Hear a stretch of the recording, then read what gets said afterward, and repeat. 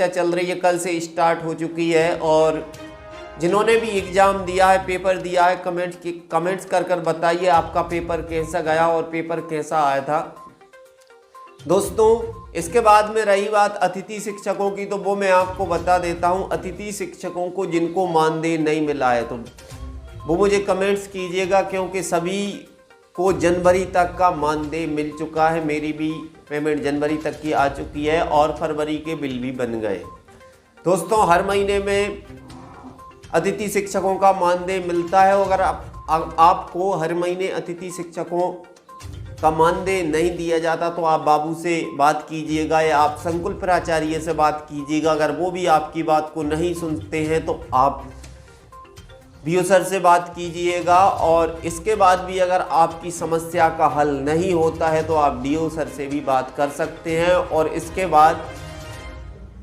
आपकी समस्या का सॉल्यूशन जरूर हो जाएगा। क्योंकि अतिथि शिक्षकों को थोड़ा कम मानदेय मिलता है, बहुत कम मिलता है। और 2-2, 3-3 महीने में कुछ अतिथि शिक्षक भाइयों के कमेंट्स भी आ रहे थे, सर हमको 3 महीने में मिलता है, बताइए क्या करें।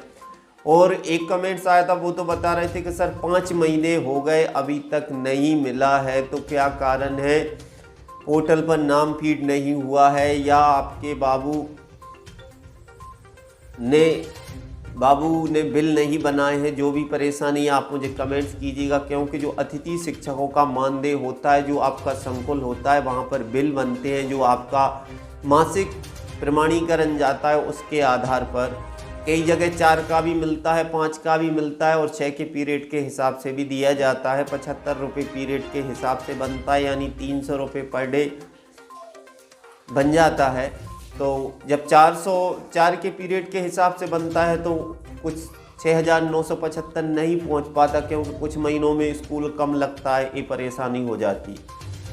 दूसरी बात, एक कमेंट्स आई थी, एक अतिथि शिक्षिका बहन बोल रही थी कि सर 1 महीने का पेमेंट बाबू ने ही काट लिया, बिल कुछ और बनता है और खाते में कुछ और आता है। तो ये बहुत सी समस्याएं मध्य प्रदेश के अंदर अतिथि शिक्षकों की चल रही हैं। जो अतिथि शिक्षक पहले से कार्यरत हैं, यानी 4-5 साल से कर रहे हैं, उनको नॉलेज है, अंदाज है, वो सारी जानकारी है, तो वो अपनी समस्या खुद हल कर लेते हैं। लेकिन जो नए गेस्ट टीचर हैं, अतिथि शिक्षक, उनके साथ में बहुत सी परेशानी है। कई तो बेचारे 9-9 महीने से स्कूल जा रहे हैं और प्रधान अध्यापक ने उन्हें पागल बना के रखा है कि उनका नाम ही पोर्टल पर नहीं चढ़ा है, उनका मानदेय कहाँ से मिलेगा। मैं बता देता हूँ, जिन अतिथि शिक्षक भाइयों की फीडिंग पोर्टल पर नहीं हुई है उनको मानदेय मिलना असंभव है। ऐसी बहुत सी जानकारी मैं आपको बताऊँगा, क्योंकि थोड़ा बिजी होने के कारण वीडियो भी अपलोड नहीं हो पा रही है। और जहाँ तक है कि 10th और 12th के पेपर का सॉल्यूशन मैंने आप लोगों को नहीं बता पाया, शायद हिंदी का पेपर ही बता पाया था। इसके बाद में कक्षा 8 के लिए जो प्रश्न बैंक है वो आप एक खरीद सकते हैं।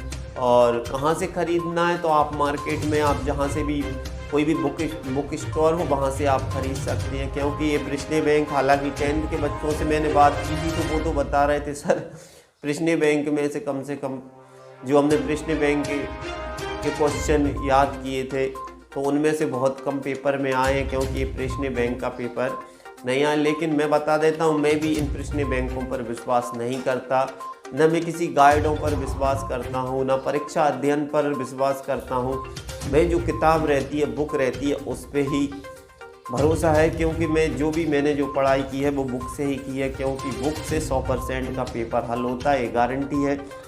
अगर आप हिंदी की बुक पढ़ेंगे या सोशल साइंस की बुक पढ़ते हैं, एक बार बुक को पूरा पढ़ लीजिएगा, थोड़ा दिमाग, थोड़ी आपकी जो याददाश्त है उसको थोड़ा आपको कन्वर्ट रखना है। और आपको चाहे वो हिस्ट्री हो, पॉलिटिकल साइंस हो या इकोनॉमिक्स हो, चाहे हिंदी हो, सिर्फ मैथ और साइंस को छोड़कर फिजिक्स, केमिस्ट्री, बायोलॉजी, इनमें क्या होता है, इनमें एक सब्जेक्ट ऐसे हैं कि इनमें अपन को वास्तव में ही सही लिखना पड़ता है।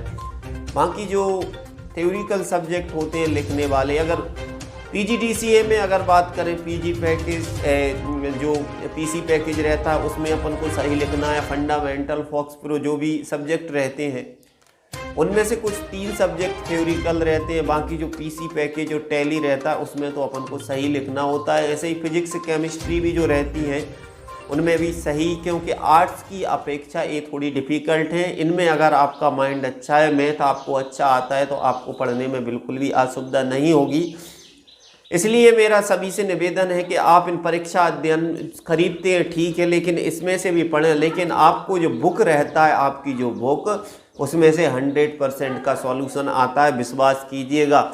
और जो भी आपको समस्या परेशानी, आप मुझे ज़रूर कमेंट्स कीजिएगा। आज की वीडियो में बस इतना ही, और नई नई वीडियो आपको मिलती रहेंगी। दोस्तों नमस्कार, जय हिंद, वंदे मातरम। आपका दिन शुभ रहे।